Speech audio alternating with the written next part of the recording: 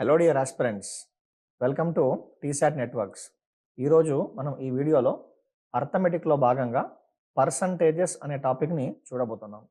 So ఇప్పుడు ఈ వీడియోలో మనం ముందుగా కొన్ని బేసిక్ అంశాలు నేర్చుకొని గ్రాడ్యువల్గా దీంట్లో డిఫరెంట్ క్వశ్చన్స్ అనేటువంటివి ఎలా ఉన్నాయో డిస్కస్ చేయబోతున్నాం.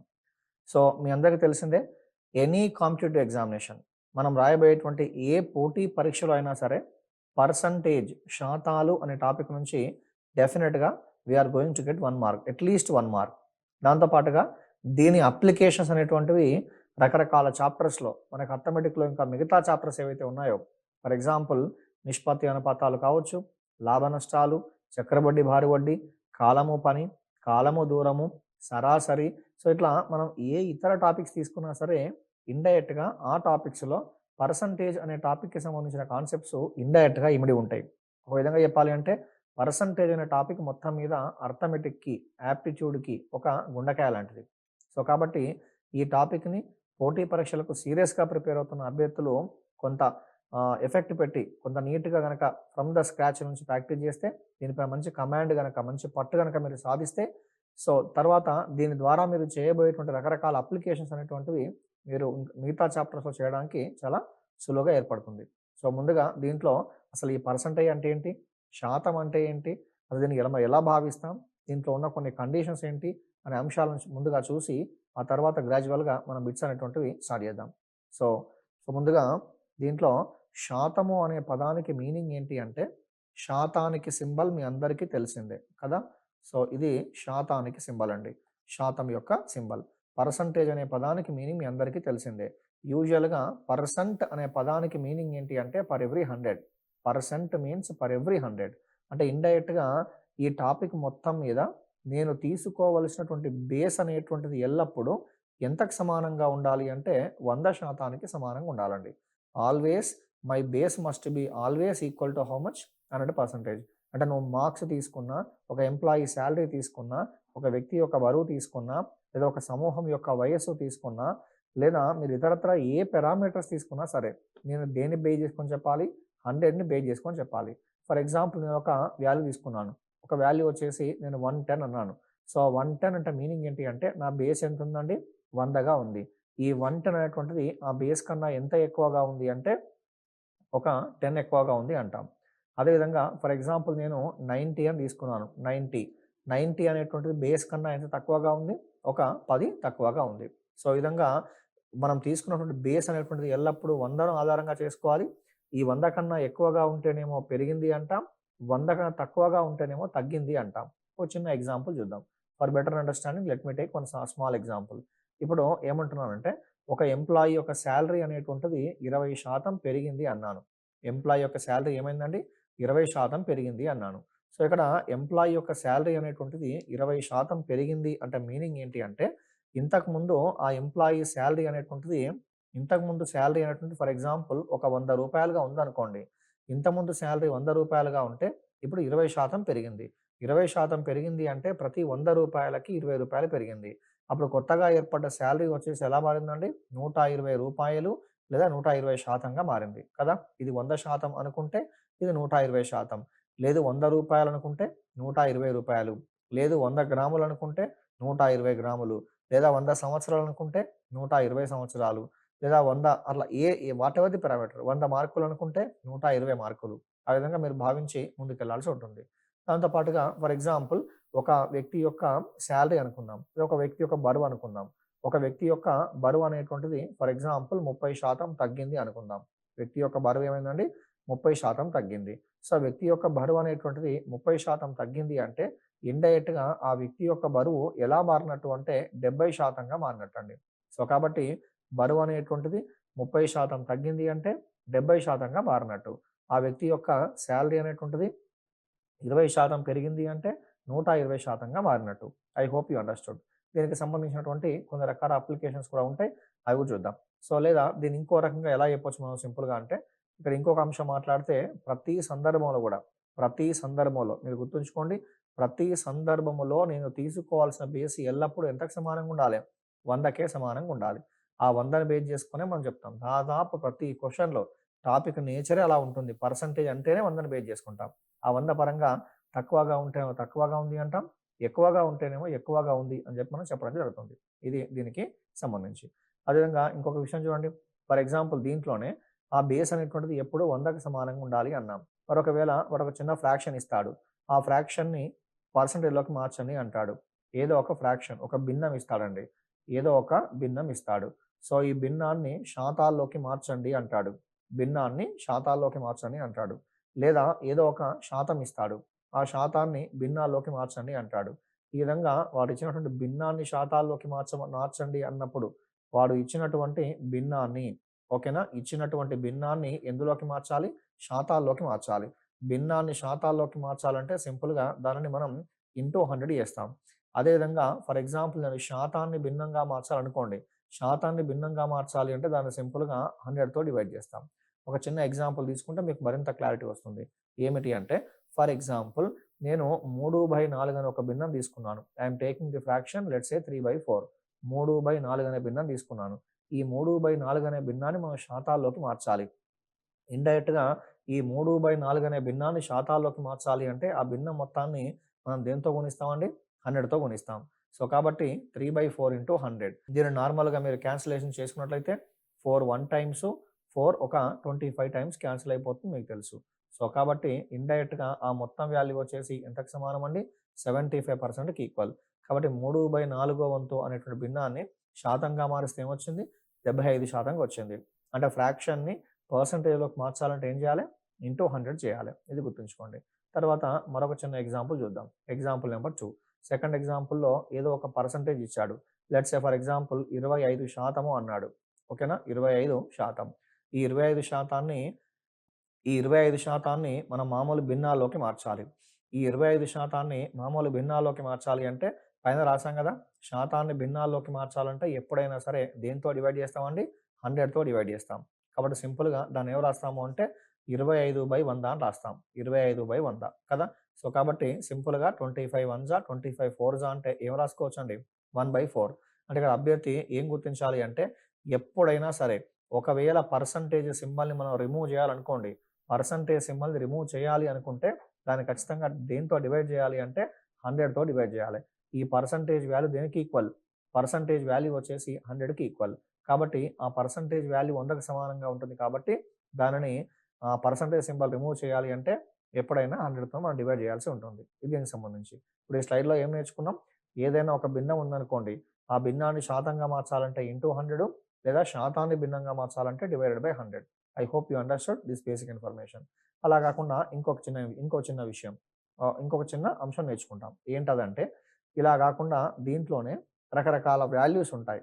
రకరకాల కాన్సెప్ట్స్ ఉంటాయి. ఎప్పుడైనా సరే ఇప్పుడు చెప్పబోయేటువంటి పాయింట్ అనేటువంటిది not only in what we can say percentages. This is going to be useful everywhere. ఏంటా పాయింట్ అంటే ఎప్పుడైనా సరే శాతాలలో దేనిపైన అయితే డిపెండ్ అవుతుందో ఓకేనా? దేనిపైన అయితే ఆధారపడుతుందో ఓకేనా? దేనిపైన అయితే ఆధారపడునో మనం సింపుల్‌గా దానిని ఎల్లప్పుడూ కూడా దేనిపైన అయితే ఆధారపడుతుందో దానిని సింపుల్‌గా ఎల్లప్పుడూ మనం ఎక్కడ ఎక్స్‌ప్రెస్ చేస్తాము అంటే ఆ భిన్నం యొక్క హారములో రాస్తామండి. లేదా దానినే మనం సింపుల్‌గా ఎంత శాతానికి సమానం చేస్తాము అంటే 100% సమానం చేస్తాం. ఇగో ఈ చిన్న పాయింట్‌ని బేస్ చేసుకొని మనం యూజువల్‌గా లాభ నష్టాలు ఉందనుకోండి. ఫర్ ఎగ్జాంపుల్ లాభ నష్టాల్లో ఏం నేర్చుకుంటాం మనం? లాభ శాతమైనా సరే, నష్ట శాతమైనా సరే కొన్న వెల పైన ఆధారపడుతుందంటాం. మరి దేనిపైన అయితే ఆధారపడుతుందో అది ఎక్కడుండాలి? హారములో ఉండాలి. లేదా ఆ విలువను ఎల్లప్పుడూ మనం ఎంత శాతానికి సమానం చేయాలి? 100% సమానం చేయాలి. సో, ఇట్లా రకరకాల కాన్సెప్ట్స్. అది కాకుండా ఏదైనా గానివ్వండి. ఫర్ ఎగ్జాంపుల్ ఇక్కడ మీరు గమనించినట్లయితే ఒక వ్యక్తి యొక్క సాలరీ అనేటువంటిది 25% పెరిగింది అన్నాను. ఫర్ ఎగ్జాంపుల్ ఒక వ్యక్తి యొక్క సాలరీ అనేటువంటిది 25% పెరిగింది అన్నాను. 25% సింపుల్‌గా ఏం రాసుకోవచ్చు? 1/4 రాస్తాం. 25% పెరిగింది అంటే మీనింగ్ ఏంటి? స్టార్టింగ్‌లో రూ. 4 ఉంటే రూపాయి పెరిగింది. స్టార్టింగ్‌లో రూ. 4 ఉంటే రూపాయి పెరిగింది అంటే కొత్త సాలరీ ఏమైనట్టు? రూ. 5గా మారినట్టు. అర్థమవుతుంది కదండీ! ఎప్పుడైనా సరే దేనిపైన అయితే ఆధారపడుతుందో దాన్నెప్పుడు ఎంతకు సమానం చేస్తాం మనం? 100% సమానం చేస్తాం. దాన్నే ఆ భిన్నం యొక్క హారములో we are going to express at the denominator of the given fraction. ఈ విషయాన్ని కూడా అభ్యర్థి గుర్తుంచుకోవాలి. దేనిపైన డిపెండ్ అవుతుందంటే మీకు చిన్న ఎగ్జాంపుల్ ఇచ్చాను. లాభ శాతం దేనిపైన డిపెండ్ అవుతుంది? కొన్న వేల పైన. కాబట్టి కొన్న వేల ఎప్పుడు ఎక్కడ ఉండాలి? హారంలో ఉండాలి. లేదా నష్ట శాతం depends on only what we can say cost price. So ఇట్లా దేనిపైన అయితే డిపెండ్ అవుతుందో దాన్ని మనం సింపుల్‌గా ఎల్లప్పుడూ హారంలో రాయాల్సి ఉంటుంది. లేదా 100% సమానం చేయాల్సి ఉంటుంది. ఓకే. సో ఇక కొన్ని పర్సెంటేజ్ వాల్యూస్, కొన్ని స్టాండర్డ్ వాల్యూస్ ఉంటాయి. ఆ స్టాండర్డ్ వాల్యూస్ అనేటువంటివి ఎలా ఉంటాయో చూసి ఆ తర్వాత దీనికి సంబంధించినటువంటి క్వెషన్స్ అనేటువంటివి ఎలా ఉంటాయో స్టార్ట్ చేద్దాం. Let us see the some of examples. So ఏమిటి అంటే ఎప్పుడైనా సరే 1% ఉందనుకోండి 1%. సో 1 యొక్క వాల్యూ ఎల్లప్పుడూ ఎంత శాతానికి సమానం అంటే 100% సమానం. మరి 1 యొక్క వాల్యూ 100% సమానం అయితే 2 యొక్క వాల్యూ ఎంతకు సమానం అండి? 200% సమానం. మరి 3 యొక్క వాల్యూ ఎంతకు సమానం అండి? 300% సమానం. ఇలా మీరు ఎన్ని సార్లు రాసుకోవచ్చు మీ ఇష్టం. 4 యొక్క వాల్యూ ఎంతకు సమానం అన్నట్టు? 400% సమానం అన్నట్టు. ఓకేనా? 1 మీన్స్ 100%, 2 మీన్స్ 200%, 3 అంటే 300%, 4 అంటే 400% అలా శాతాల్లోకి మార్చాం. ఇప్పుడు నేను ఈ 1లో హాఫ్ చేస్తున్నా. 1లో హాఫ్ వాల్యూ ఎంత అంటే 1/2. కాబట్టి మరి 100%లో హాఫ్ ఎంత అంటే 50%. కాబట్టి 50% సింపుల్‌గా ఏం రాస్తాం? 1/2 అని రాస్తాం. తర్వాత దీని మూడో వంతు ఇయ్యండి 1/3. 1/3నే సింపుల్‌గా ఏం రాస్తామంటే 33 1/3%. ఈ 33 1/3%నే 33.33 అని రాసుకుంటూ వెళ్తాం. ఓకేనా? నెక్స్ట్ వచ్చేసి ఫర్ ఎగ్జాంపుల్ 1/4 ఉంది. 1/4నే సింపుల్‌గా ఏం రాసుకోవచ్చు? 25%. లేదా 1/5 ఉంది. 1/5నే సింపుల్‌గా ఏం రాస్తాం? 20%. ఎలా వచ్చాయి ఇవన్నీ? 1/5 అంటే ఇప్పుడు ఈ భిన్నాలను శాతాల్లోకి మారుస్తున్నా. మరి ఈ భిన్నాలను శాతాల్లోకి మార్చాలంటే ఆ ప్రతి భిన్నాన్ని నేను దేనితో గుణించాల్సి ఉంటుంది? 100 చేత గుణించాల్సి ఉంటుంది కదా!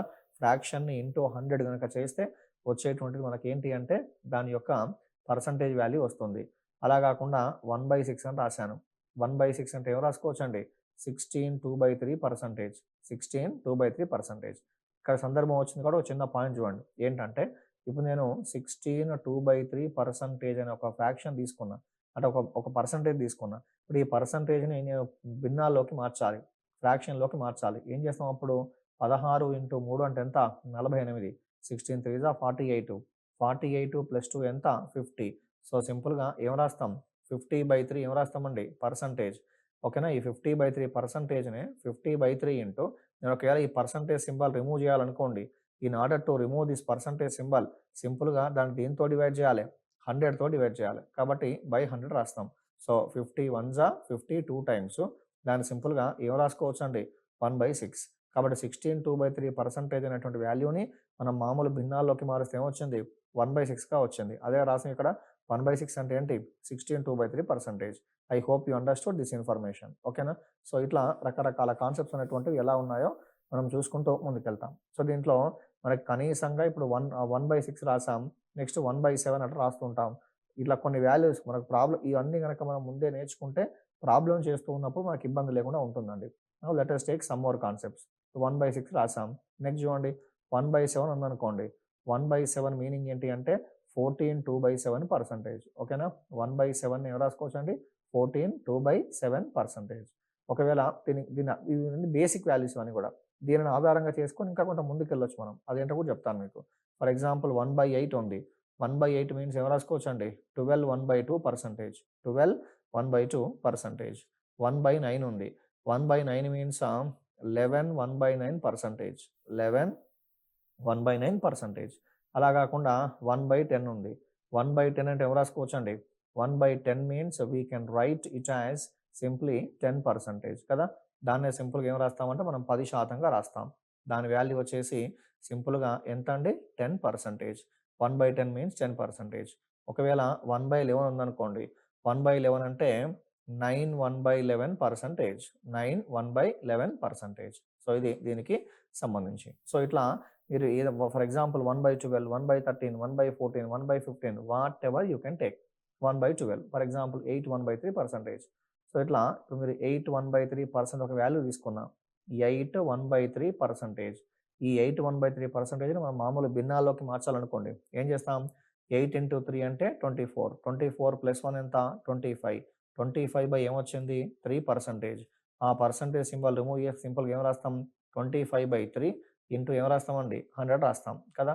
So 25 1 times, 25 4 times. సింపుల్‌గా ఏమొచ్చిందండి 1/12 వచ్చింది కదా. I hope you understood. 1/12 వచ్చింది. సో అంటే మీనింగ్ ఇప్పుడు ఈ 8 1/3%ని ఏం రాసుకోవచ్చు మనం 1/12గా మనం సింపుల్‌గా దాన్ని ఎక్స్‌ప్రెస్ చేస్తాం. 1/12గా ఎక్స్‌ప్రెస్ చేస్తాం. సో కాబట్టి ఇది కూడా అభ్యర్థికి కొంత అవగాహన ఉండాలి. సో ఇట్లా ఈ వాల్యూస్ అనేటువంటివి మీరు ముందే గనక ఒక నేర్చుకున్నట్లయితే మనం ప్రాబ్లమ్ చేస్తూ ఉన్నప్పుడు మీకు ఇబ్బంది ఉండదండి. ప్రాబ్లమ్ చేస్తూ ఉన్నప్పుడు చాలా ఫ్రాక్షన్ ఆఫ్ సెకండ్స్‌లో ఆ పర్సెంటేజ్‌ని ఎట్లా మార్చుకోవచ్చు మనం అని అది తెలిస్తే ఆ క్వెషన్‌కి ఆన్సర్‌ని కొంత తక్కువ టైంలో మనం ఆన్సర్ చేయడానికి అవకాశం ఉంటుంది. ఇప్పుడు ఈ 1/12 అంటే ఏం రాసాం 8 1/3%. ఓకేనా. అట్‌లీస్ట్ ఇట్లా ఈ వాల్యూస్ అన్నీ మీకు ఐడియా వచ్చిన తర్వాత నెక్స్ట్ అభ్యర్థి ఏం చేయాలి అంటే ఇవన్నీ బేస్ వాల్యూస్. ఈ బేస్ వాల్యూస్‌ని ఆధారంగా చేసుకొని ఇంకా దీన్ని సబ్జెక్ట్ దీన్ని మనం ఎన్హాన్స్ చేసుకోవాలి. అంటే ఏ రకంగా ఒకసారి అబ్జర్వ్ చేయండి. ఫర్ ఎగ్జాంపుల్ ఇక్కడ నేను చూడండి 1/3 అన్నాను. 1/3 ఈ 1/3 వాల్యూ ఎంతొచ్చిందండి? 33 1/3%. ఇప్పుడు ఈ 1/3ని 2తో గుణిస్తున్నా. 1/3ని 2తో గుణిస్తే ఏమొచ్చింది? 2/3 వచ్చింది. ఇటువైపు 2తో గుణించాను కాబట్టి ఇటువైపు కూడా ఏం చేయాలి? ఇటువైపు కూడా ఏం చేస్తాం? 2తోనే గుణిస్తాం. ఇప్పుడు ఈ మొత్తం భిన్నాన్ని ఈ మొత్తం భిన్నాన్ని నేను 2తో గుణిస్తే ఏమొస్తుంది? దాన్ని సింపుల్‌గా 36ని 2తో గుణిస్తే 66. 66 పూర్ణాంకం ఏమొస్తుంది? 2/3%. 66 పూర్ణాంకం 2/3%. సో ఇట్లా కొన్ని బేస్ వాల్యూస్ ఉంటాయి. ఫర్ ఎగ్జాంపుల్ లెట్స్ సే ఇప్పుడు దీన్ని చూడండి 1/5 ఉంది. 1/5 వాల్యూ ఎంత? 20%. నేను 2/5 కనుక్కోవాలనుకోండి. నాకు 2/5 వచ్చిందంటే మీనింగ్ ఏంటి? ఈ భిన్నం మొత్తాన్ని 2తోని గుణిస్తున్నా. 2/5 మరి అప్పుడు ఆ 2/5 వాల్యూ ఎంత అంటే ఎంత పర్సెంటేజ్? 40%. లేదా ఫర్ ఎగ్జాంపుల్ 3/5 కనుక్కోవాలి. 3/5 కనుక్కోవాలంటే ఈ భిన్నం మొత్తాన్ని ఏం చేయాలి? 3తో గుణించాలి. ఇటువైపు ఏదైతే ఆపరేషన్ అప్లై చేస్తున్నామో అదే ఆపరేషన్ కూడా ఇటువైపు కూడా అప్లై చేయాలి కదా. సో కాబట్టి 3/5 అంటే 20 ఇంటూ 3 అంటే ఎంత పర్సెంటేజు? 60%. సో అట్లా చేసుకుంటూ ముందుకెళ్తాం. వీటిని ఏమంటామంటే ఇప్పుడు ఈ బేస్ ఫ్రాక్షన్స్‌ని ఆధారంగా చేసుకొని మనం దాన్ని ఎన్లార్జ్ చేసుకుంటూ ముందుకెళ్ళడం. నెక్స్ట్ ఇది చూడండి ఒకసారి. ఫర్ ఎగ్జాంపుల్ 1/7 ఉంది. 1/7 అంటే ఏంటి? 14 2/7%. 1/7 మీన్స్ 14 2/7%. ఫర్ ఎగ్జాంపుల్ నాకు 2/7 వాల్యూ కావాలి.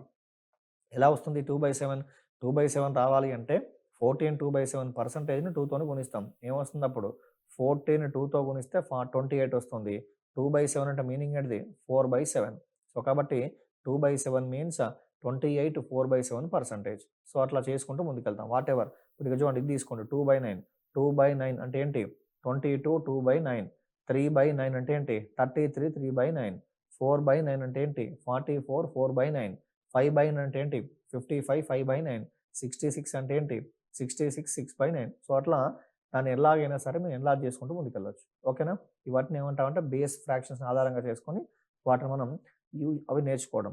ఇవన్నీ మీకు మైండ్‌లో ఉంటే గనక ఆ క్వెషన్స్‌కి ఆన్సర్ చేసే సందర్భంలో మీకు చాలా సులువుగా అర్థమవుతుంది. I hope you understood. So ఇక్కడ మనం ముందుగా ఏం నేర్చుకున్నాం? ఎప్పుడైనా సరే భిన్నాన్ని శాతంగా మార్చాలంటే ఇంటూ 100, శాతాన్ని భిన్నంగా మార్చాలంటే డివైడ్ బై 100. దాంతో పాటుగా ఈ పర్సెంటేజ్‌లో దేనిపైన అయితే డిపెండ్ అవుతుందో దాన్ని ఎప్పుడు ఎక్కడ రాస్తాం? హారంలో ఎక్స్‌ప్రెస్ చేస్తాం. లేదా దాన్నే ఏమంటాం? 100% సమానం చేస్తాం. తర్వాత ఒక చిన్న అంశం నేర్చుకొని మనం వీటిని స్టార్ట్ చేద్దాం. ఏంటి అంటే ఒక చిన్న ఎగ్జాంపుల్ తీసుకుంటాం. First example and second example. First example ఏంటి అంటే 400లో 300 ఎంత శాతము అంటున్నా. ఓకేనా. 400లో 300 ఎంత శాతం? ఇది ఫస్ట్ ఎగ్జాంపుల్. సెకండ్ ఎగ్జాంపుల్ ఏంటి అంటే ఫర్ ఎగ్జాంపుల్ 1500లో 30% విలువ ఎంత? 1500లో 30% విలువ ఎంత? ఈ 2 క్వెషన్స్ జాగ్రత్తగా అబ్జర్వ్ చేయండి. సో ఒకటేమో పర్సెంటేజ్ ఫైండ్ చేయడం, ఒకటేమో పర్సెంటేజ్ వాల్యూ ఫైండ్ చేయడం. ఒకటేమో పర్సెంటేజ్ ఫైండ్ చేయడం, మరొకటేమో పర్సెంటేజ్ వాల్యూ ఫైండ్ చేయడం. అంటే ఏంటండి? ఇప్పుడు 400లో 300 ఎంత శాతమో అన్నాడు. దేనిలో అన్నాడు? 400లో అన్నాడు. వాడు దేనిలో అయితే అన్నాడో దానిపైన డిపెండ్ అవుతున్నట్టు. కాబట్టి 400 ఎక్కడుండాలి? హారంలో ఉండాలి. ఇక మరి 300 ఎక్కడుండాలి? లవంలో. 300/400 ఇంటూ 100. వాడు దేనిలో అంటాడో అది హారం రాస్తామండి. ఇకన 2 జీరోస్‌కి 2 జీరోస్ క్యాన్సిల్ అయిపోయినాయండి. 100/4 100/4 అంటే సింపుల్‌గా ఏం రాస్తామండి? 25%. I hope you understood. 25%. తర్వాత మరో చూడండి 1500లో 30% విలువ ఎంతో కనుగొనండి అన్నాడు. 1500లో ఏం చేయాలి? 30% విలువ కనుక్కోవాలి. సో దేనిలో అన్నాడు? 1500లో అన్నాడు. దానిలో 30% విలువ. సో మీరు ఒకసారి అబ్జర్వ్ చేసినట్లయితే మనం ఇక్కడ ఈ పర్సెంటేజ్ సింబల్ రిమూవ్ చేయాలి. నేను ఈ పర్సంటేజ్ సింబల్ రిమూవ్ చేయాలి అంటే ఎన్ని జీరోస్ క్యాన్సిల్ చేయాలి? 2 జీరోస్ క్యాన్సిల్ చేయాలి. ఎందుకంటే పర్సంటేజ్ వాల్యూ దేనికి ఈక్వల్? 100కి ఈక్వల్ కదా! ఆల్రెడీ నేర్చుకున్నాం. ఇంతకుముందు చెప్పాను కదా! పర్సంటేజ్ వాల్యూ దేనికి ఈక్వల్? 100కి ఈక్వల్. కాబట్టి 15 3 ఎంత? 45. పక్కన ఒక 0 ఉంటుంది. 15 3 45, పక్కన ఒక 0. I hope you understood. So, this is what the procedure. ఒకవేళ వాడు ఎంత శాతము, ఇది శాతము అన్నప్పుడు చేసే విధానము. లేదా ఒకటేమో శాతం కనుక్కున్నాం, మరొకటేమో శాతం యొక్క విలువ కనుక్కున్నాం. ఒకటేమో పర్సంటేజ్, మరొకటేమో పర్సంటేజ్ వాల్యూ. ఓకేనా? That's all. So, this is the basic information regarding percentages part. ఈ నాలెడ్జ్‌ని బేస్ చేసుకొని మనం గ్రాడ్యువల్‌గా ముందుగా కొన్ని బేసిక్ బిట్స్, ఆ తర్వాత దీంట్లో అడ్వాన్స్డ్ బిట్స్. మీరు first episode, second episode, third episode అట్లా we're going to see so many different episodes. ఈ అన్ని ఎపిసోడ్స్ మీరు నీట్‌గా వాచ్ చేయండి. డెఫినిట్‌గా you are going to get the good command on topic percentages. So, దీంట్లో దాదాపు 90% క్వెషన్స్ మీరు ఏమి ఇచ్చినా కూడా సులువుగా చేయగలరు. అన్ని మోడల్స్ నీట్‌గా ప్రతి మోడల్‌లో from the scratch, from the beginning నుంచి నేర్చుకుంటూ ముందుకెళ్తాం. సో, ఇక సమయం వేస్ట్ చేయకుండా let us start the questions. So, you can able to see the first question on the screen. మీకు ఆ స్క్రీన్ పైన క్వెషన్ నెంబర్ 1 కనిపిస్తుంది కదా! ఏంటది? ఒక సంఖ్యలో 20% విలువనట ఎంతకు సమానమట? 120కి సమానమట. అయినా ఆ సంఖ్య ఏదో కనుగొనండి అన్నాడు. ఒక సంఖ్యలో 20% విలువ అనేటువంటిది 120కి సమానమైన ఆ సంఖ్య ఎంత? ఎప్పుడైనా సరే ఆ సంఖ్య పూర్తి సంఖ్య ఎంతో మనకు తెలియదు. ఆ పూర్తి సంఖ్యను ఎల్లప్పుడూ మనం ఏమనుకోవాలంటే 100%కి సమానం చేయాలి.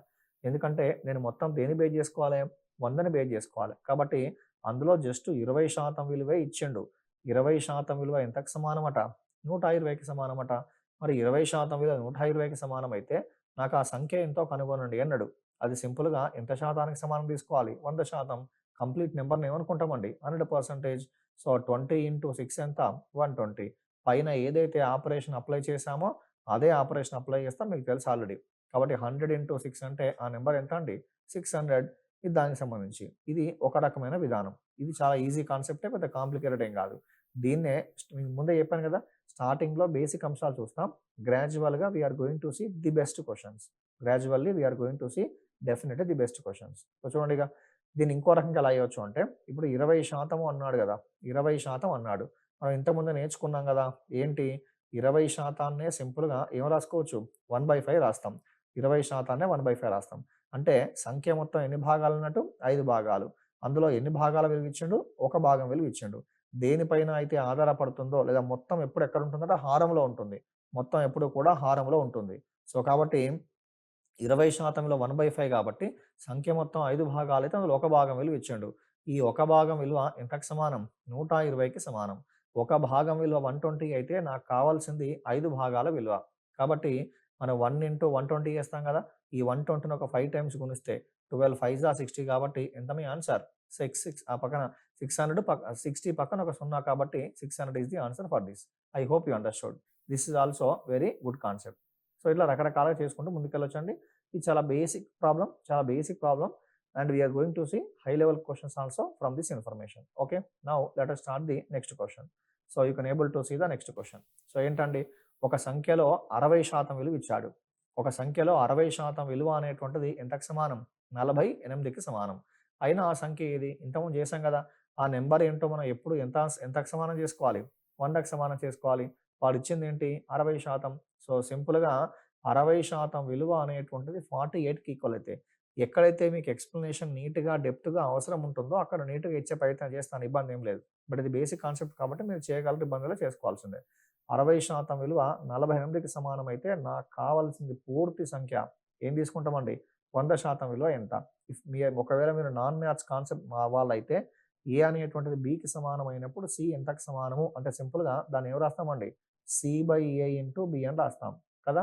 సి/ఏ ఇంటూ బి అని రాస్తాం, మీకు ఐడియా ఉంటే గనక కదా! ఇగో ఈ ఫార్ములా బేస్ చేసుకొని ఇంతకుముందు ఒక దగ్గర డైరెక్ట్‌గా మనం కట్ చేయగలిగాం.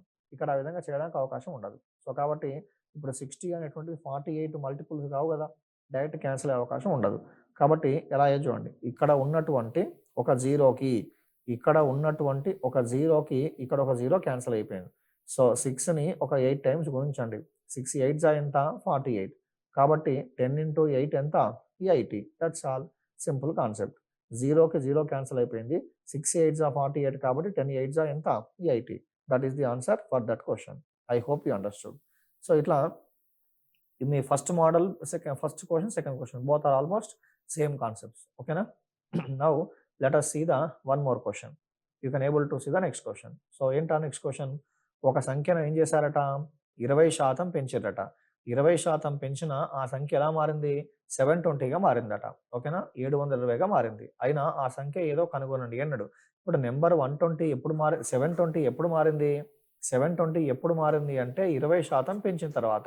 అంటే మీరు మైండ్‌లో ఏమనుకోవాలి ఇక్కడ? సింపుల్‌గా ఓహో! స్టార్టింగ్ నెంబర్ వచ్చేసి 100, 20% పెంచారు కాబట్టి 120. ఓకేనా? 20% పెంచారు కాబట్టి 120 అనే థాట్ మైండ్‌లో రావాలి. ఎప్పుడైనా సరే అర్థమెటిక్స్ ఏం చేస్తామంటే బేసిక్ అంశాల పైన పట్టు సాధించి దాదాపు మైండ్ క్యాలిక్యులేషన్ ఎక్కువ చేయాలి. పేపర్ వర్క్ తక్కువ చేయాలి.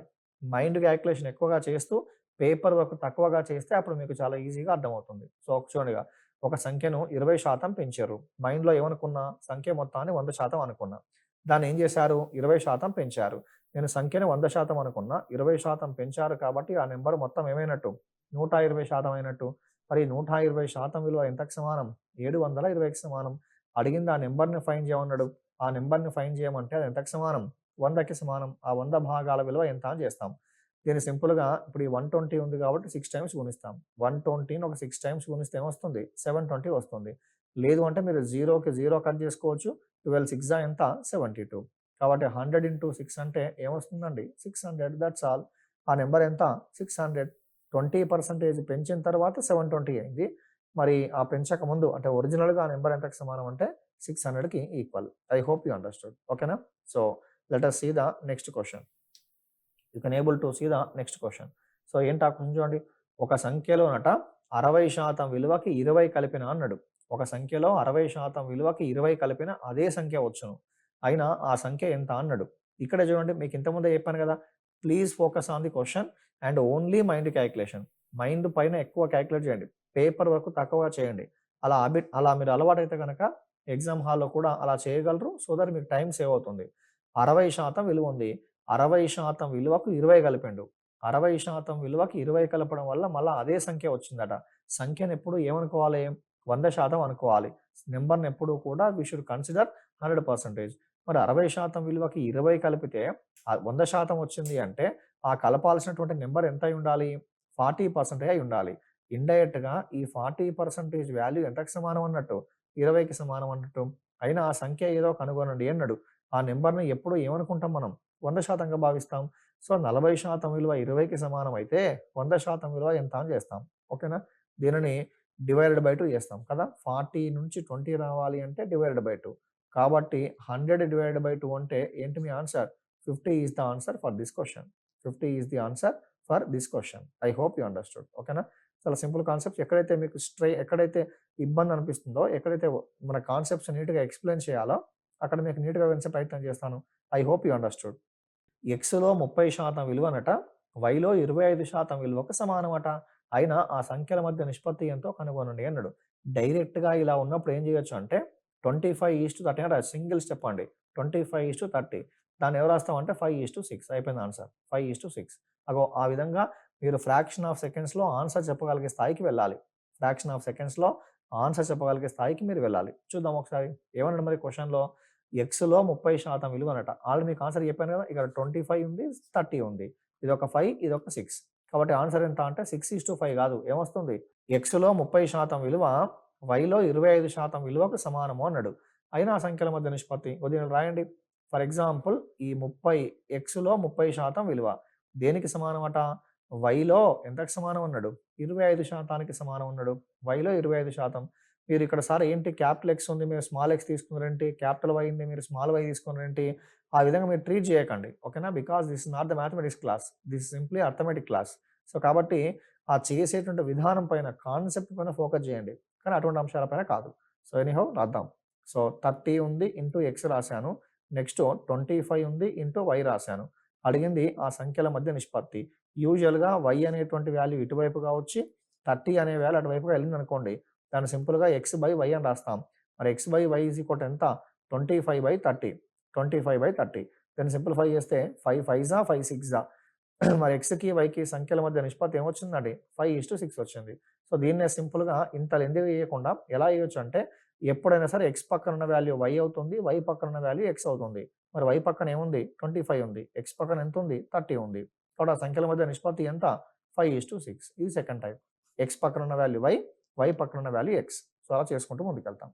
దీనికి సంబంధించినటువంటి కొంత బేసిక్ అంశం నేర్చుకున్నాం. సో, ఇక నెక్స్ట్ ఏం చేయబోతున్నామంటే మరొక ఎపిసోడ్‌లో ఇప్పుడు ఈ బేసిక్ అంశాలను ముందు పెట్టుకొని మరికొన్ని డిఫరెంట్ కాన్సెప్ట్స్ అనేటువంటివి ఎలా ఉన్నాయో మనం మరొక ఎపిసోడ్‌లో చూద్దాం.